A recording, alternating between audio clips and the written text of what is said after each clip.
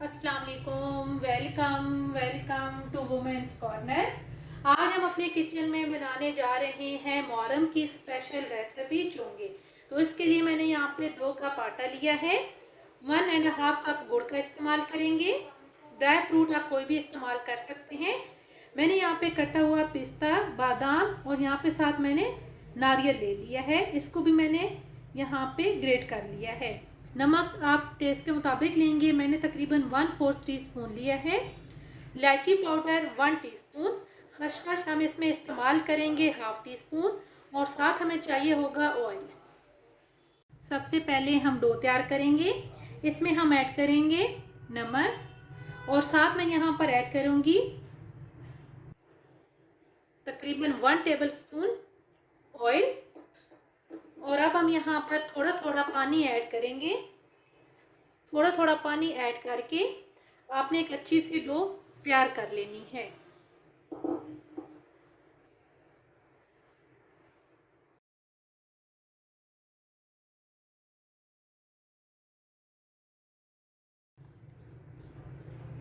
अच्छी तरह से डो बनाने के बाद अब हम यहाँ पर इसको कवर करेंगे और कवर करके हम इसे 20 मिनट के लिए साइड पे रखेंगे। अब हम यहाँ पर एक पैन के अंदर पानी लेंगे। जितना गुड़ हमने इस्तेमाल किया है उससे थोड़ा सा कम आपने पानी का इस्तेमाल करना है। अब यहाँ पे हमने चाशनी तैयार करनी है। यहाँ पे हम गुड़ को मेल्ट कर लेंगे।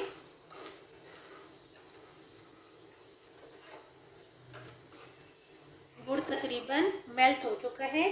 तो अब हम यहाँ पर ऐड करेंगे इलायची पाउडर। साथ ही हम ऐड कर देंगे खसखस।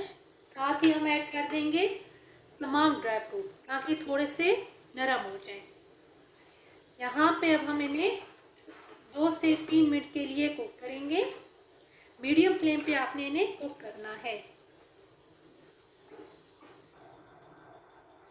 तकरीबन 2 से 3 मिनट के बाद अब हम यहाँ पर फ्लेम को ऑफ कर देंगे और इसे हम रखेंगे साइड पे।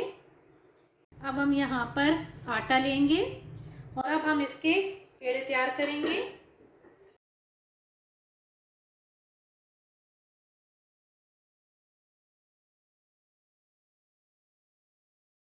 पेड़े बनाने के बाद उनको हम साइड पे करेंगे और यहाँ पे हम थोड़ा सा खुश्क ऐड करेंगे। अब हम इसे बेल लेंगे।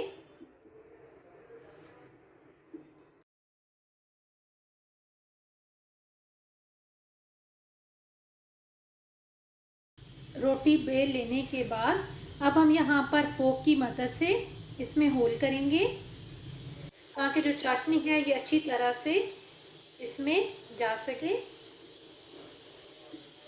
तमाम में हम इस तरीके से होल कर लेंगे। अब हम यहाँ पर फ्लेम ऑन करेंगे, तवे को गरम करेंगे और अब हम यहाँ पे रोटी को कुक कर लेंगे। आपने बहुत पतली रोटी नहीं बेलनी। अब हम इसकी साइड चेंज करेंगे। जब रोटी पे फूल बनना शुरू हो जाए तो उस टाइम हम यहाँ पे हल्का सा ऑयल ऐड करेंगे। आप चाहें तो आप घी भी ऐड कर सकती हैं। अब हम इसे दोनों साइड से कुक करेंगे और मुसलसल हिलाते हुए आपने इसे कुक करना है।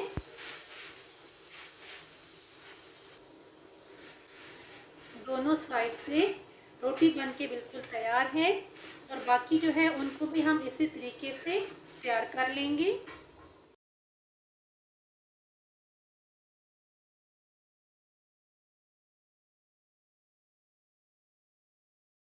रोटी कुक करने के बाद अब हम यहाँ पे इस तरीके से एक डिज़ाइन क्रिएट करेंगे ताकि जब हम शीरा ऐड करें तो वो अच्छी तरह से इसमें जज्ब हो जाए।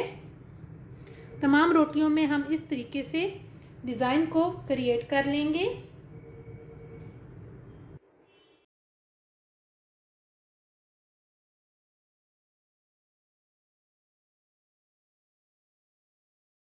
तमाम रोटी कुक हो चुकी हैं। अब हमने इसमें शीरा ऐड करना है। अब जो हमने रोटी कुक की थी और तैयार करके रखी है, अब हम इस पे शीरा ऐड करेंगे।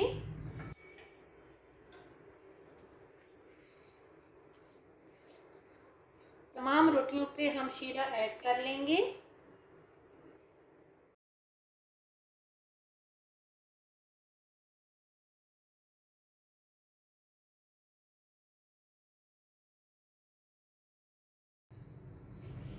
तमाम रोटी पे शीरा ऐड करने के बाद अगर आप चाहें तो आप क्रश किया हुआ कोकोनट भी ऐड कर सकती हैं, लेकिन मैंने शीरा तैयार करते हुए ये ऐड कर दिया था, तो इस वजह से मैं यहाँ पे बिल्कुल माइनर सा ऐड करूँगी।